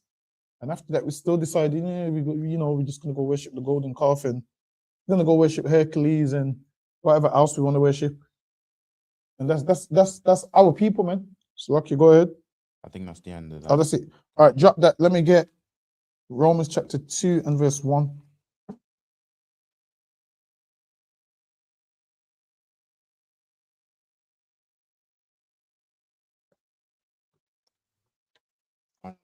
Romans chapter 2, verse 1. Therefore, thou art inexcusable, O man, whosoever thou art that judgest, for wherein thou judgest another, thou condemnest thyself. Because where you've judged another, you've condemned yourself, man. This is what it is. Sometimes you think you're judging that person and you're doing the same things. You're judging yourself, man. This is my thing. How would you like that person to be punished? Okay, I want them to die while you're picking that punishment for yourself, man. The same way you judge them, you're picking your own punishment. So that's talking about, man. The same way you judge them, you're picking your exact same punishment, man. Go ahead. And Slacky, this is where they get the term in the world where when you dig one hole, you know, you're trying to dig a hole for someone to fall in or a pit for someone to fall in. Dig 2 pits, man. You know what I mean? They're saying in the Caribbean, don't dig one pit, dig 2, man. Dig one for them if that's what you want them to fall, but dig one for yourself as well, man, because you're gonna fall in that same pit, man. You know what I mean? Exactly. That's exactly true. Let me get the book of James, chapter 2 and verse 13.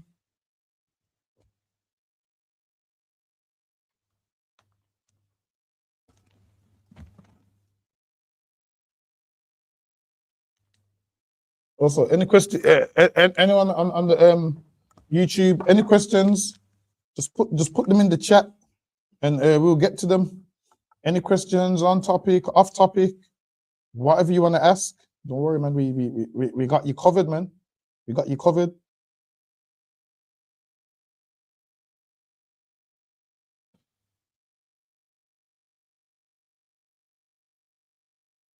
James 2 and 13, he said.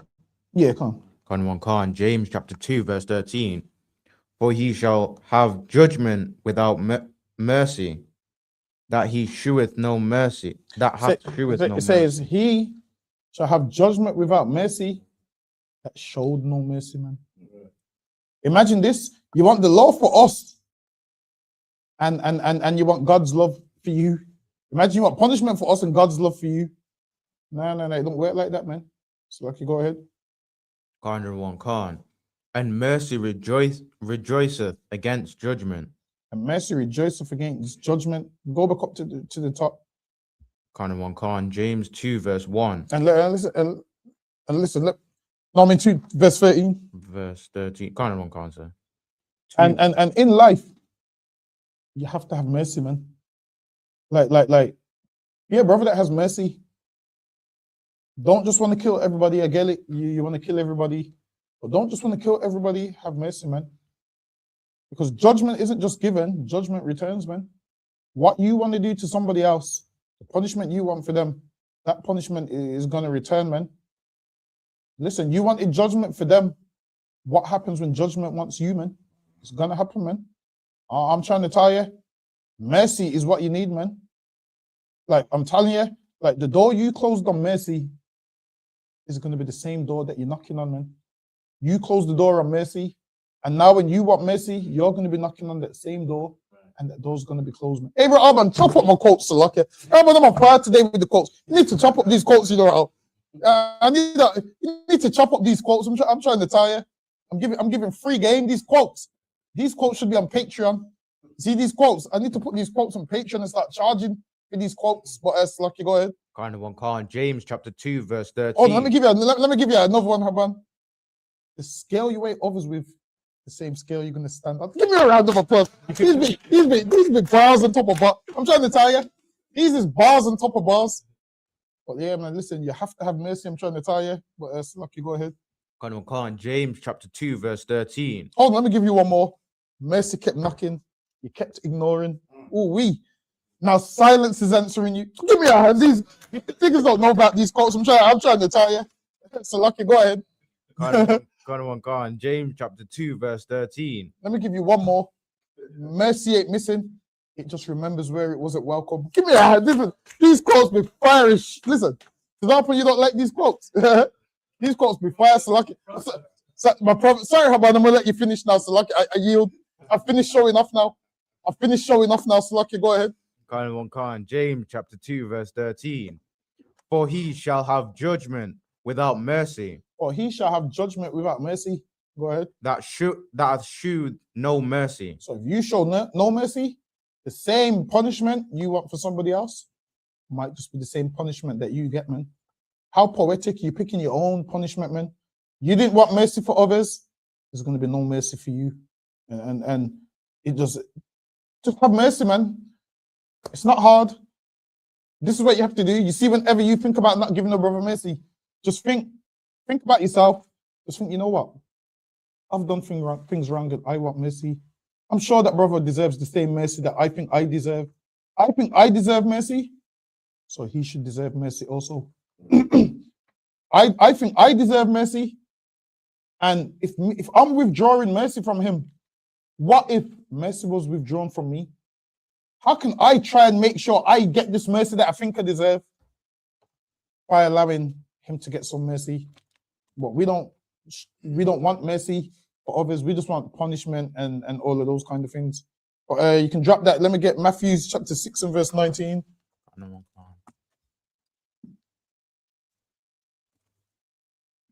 Matthew chapter 6 verse 19.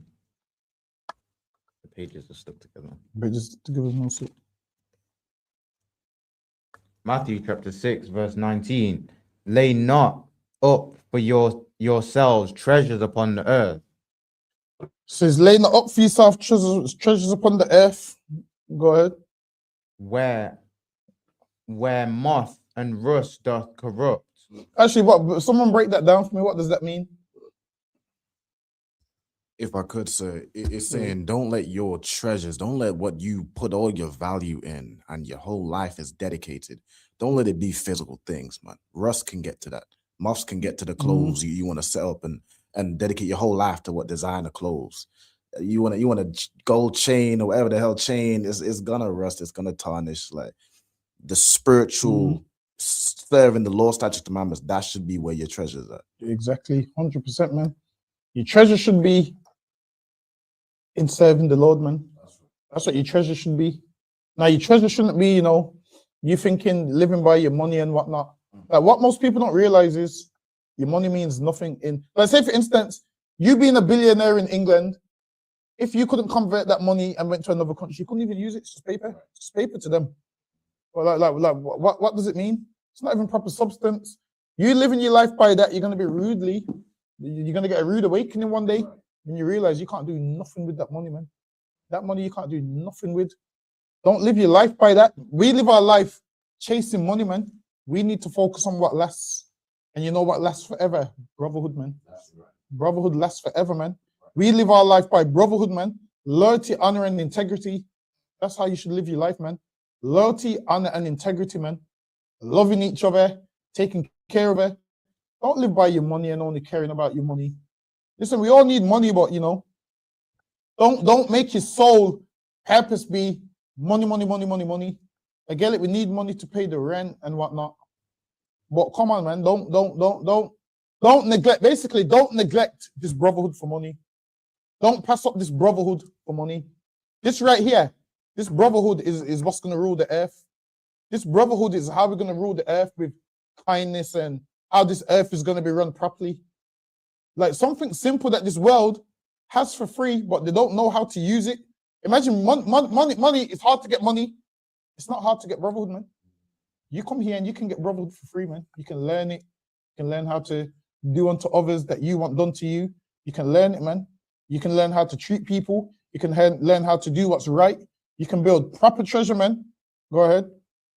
Canada one can't. Where moth and rust doth corrupt, and where thieves break through and steal.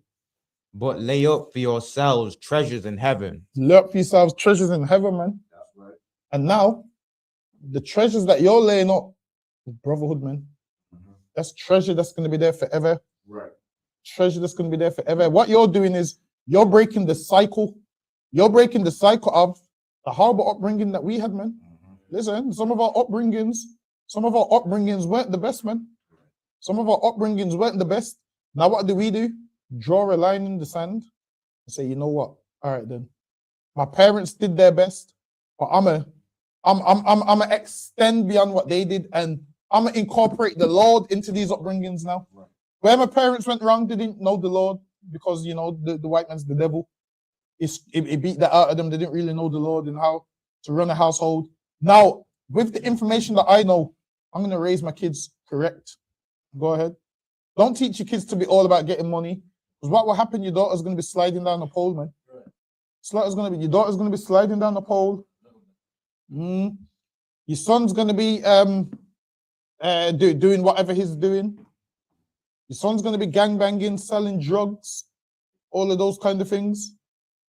You're gonna have one son that sells drugs, a daughter that's a whore and a stripper. You're gonna have a son that's a homosexual, right, a pescatarian, a fish. It's lucky. You're gonna have a son that's a pescatarian. You're gonna have a son that's a fish. It's lucky. Go ahead. Canada one can't. but lay up for your but lay up for yourself treasures in heaven, where neither moth, not there. For where your treasure is, there will your heart be also. There you go. And how do you know, man? By where his time goes, man. What he thinks about, what he talks about. You this is what you do. You see your treasure. Your life follows your treasure. So if you're a man that's all about a rap career, your life follows wanting a rap career. If you're a man that's all about serving God, your life follows. So now you know what a man treasures by how he lives his life. It's not hard. You can look at a man and be like, oh, well, what do you like to do? What are you doing most of the time? You know what a man follows by the things that he treasures. If a man treasures money, guess what he would do? Do everything to make money. His whole life would be about chasing money. A man's treasure is him trying to serve the Lord. He will study. He will increase in knowledge. His whole life will be around the truth. Like you look at him like, oh, this brother here is doing this. This brother's coming up with new ideas. This brother's doing that. Then you can look at that man and say, yeah, man, this man's storing up some treasures in heaven, man. Now, a man on the flip side that ain't storing up treasures in heaven is trying to do his own thing. He's just trying to make money, a rap career, trying to buy bottles in the club, all of those things, trying to buy bottles in the club with your benefits. Listen, man, forget all of that, man. The bottle life ain't for you, man. The benefits is letting you know the bottle life is not for you. Like the benefit, listen, they give you those benefits, not for bottles, man. There's a man out there that'll buy bottles in the club but won't pay his tithes, man. That man, he ain't setting up treasures in heaven. Because if he was, what would he do? Serve the Lord and take care of the Lord's business first. Now, if you want to buy a bottle with your benefits, that's fine. Make sure you paid your tithes first. You just make sure you paid your tithes. You pour in a bottle of Moe on yourself in the club is not you paying the Lord his tithes. The Lord's looking down, thinking, yo, that could have been my tithe money. You're just pouring a damn bottle of Moe over yourself in the club. You're done pouring champagne over yourself in the club. The Lord's looking at it like, that money's meant to be. That money's meant to go to the priest. You're pouring a bottle of champagne over yourself. Right. That's lucky. Go ahead. So lucky. Again in the clubs, man. You got these niggas pouring. They stand there and people just opening a whole bottle of whatever the hell. Yeah, and it's fucking Moet shit, and they're pouring it on whoever's birthday is or whatever kind of garbage. Yeah, what the hell is that? And you know what's crazy with this? These are the same people that will say to you, nah, because I don't know where my tithes are going. The same people that will tell you, I don't know where my tithes are going. Yeah. But then they'll pour a whole bottle of champagne on the floor. Where's that going? Exactly. The champagne's going on the floor. Right. What you're worried about where your tithes is going? You just put your tithes in our hand, don't worry. It's going somewhere better than on the floor. That's right. It's going somewhere better than on the club floor that they're going to mop. It's going somewhere better than that. Right. Yes, Lucky, go ahead, Haban. So, oh, shit. What was it? So it was yeah, that's what was. Where is that coming from? Because to me, it's new. I don't know. Is that a new thing? Without people, this is mainly Caribbean. So it's niggas just like to party. There's nothing wrong with it. There's nothing wrong with it. I can get down with it sometimes. Nah, man. You see what it is? They're pouring. Yeah. It's like a yo, I've got money, I can waste this bottle.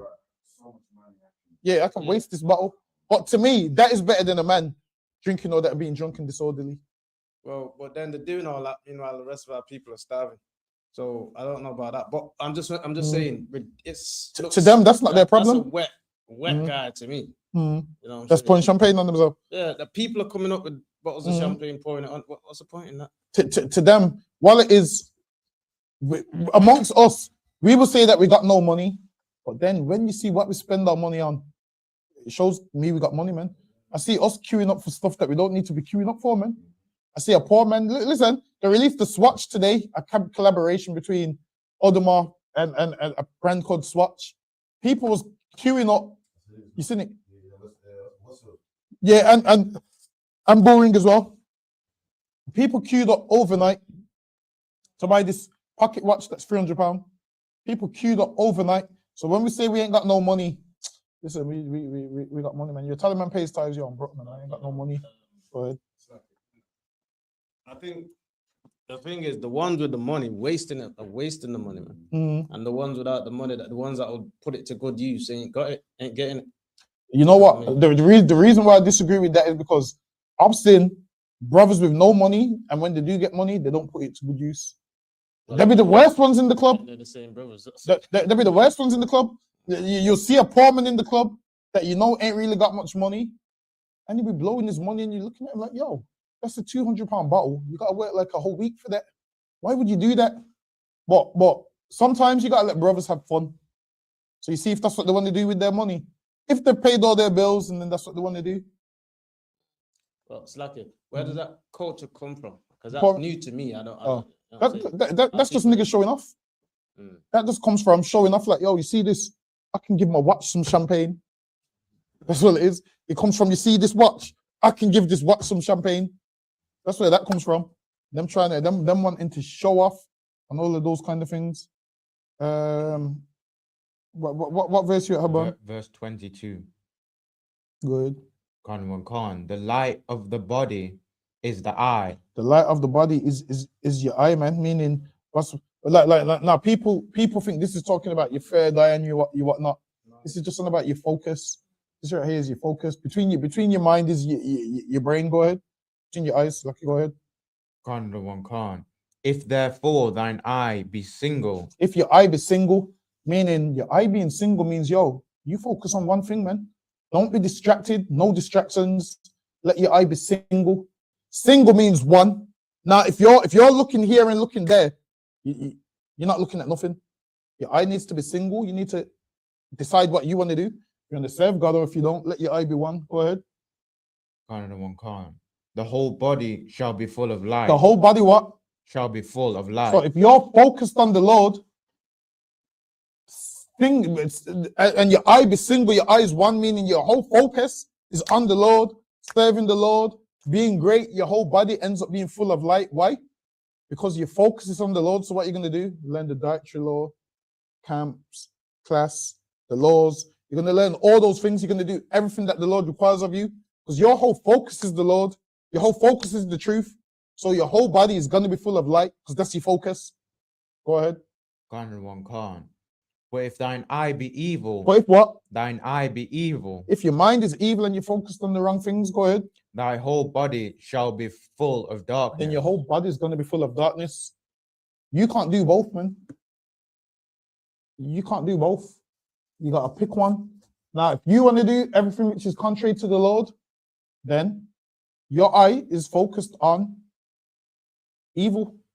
Your mind is focused on evil. Go ahead.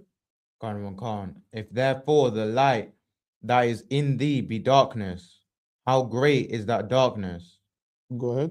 No man can serve two masters. There you go. And that's the whole point. No, you don't be looking at too much different things. No man can serve two masters. Let your eye be one. Focus on one thing. Either you're going to be in the truth or you're not. Don't try and do both. You can't do both. You know why you can't do both? It sums it up right now. Read that part, Haban. Khan. No man can serve two masters. That's the conclusion to it. No man can serve two masters. Let your eye be one.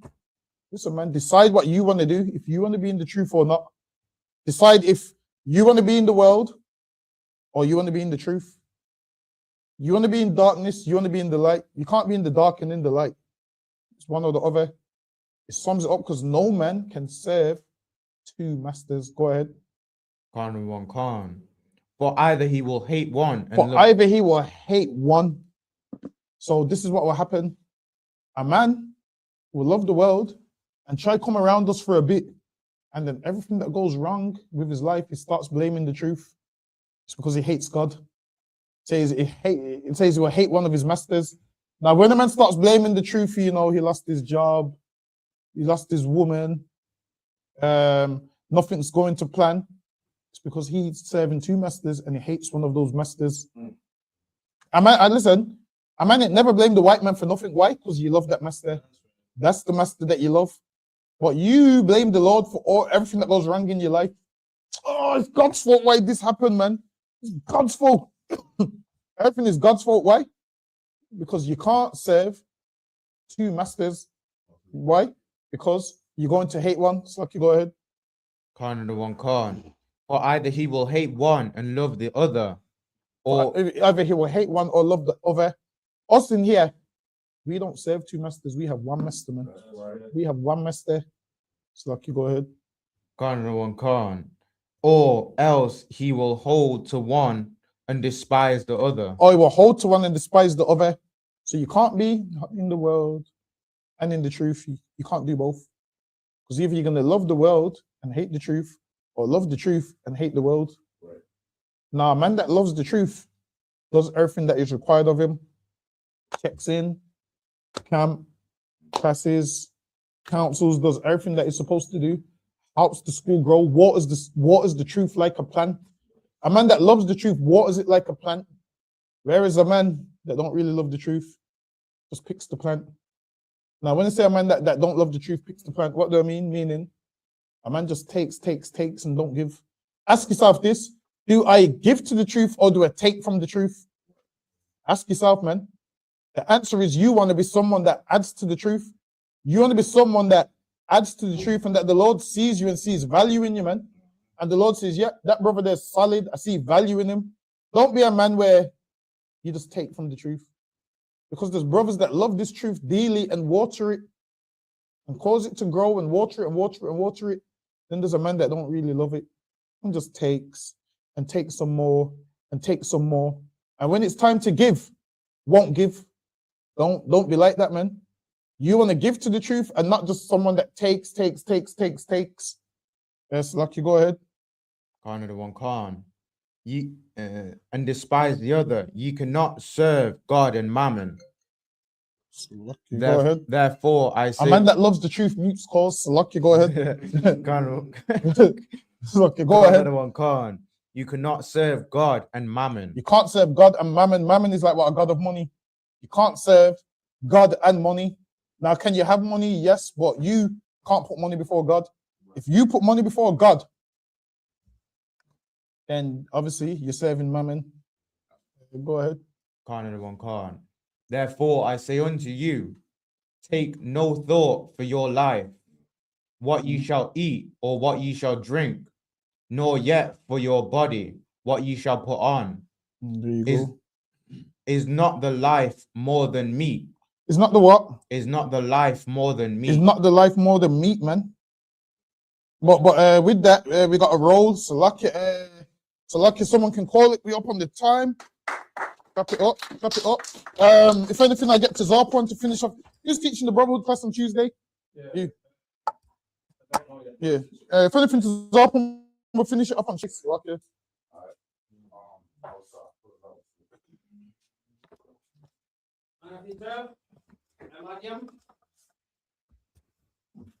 Amadiam Shabbat, Amadiam Barak, Yahweh Hashem Shabbat Kafam. Yazamata. Pass this miss. Yeah.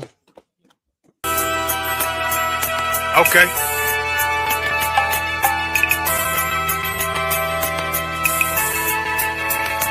Homie,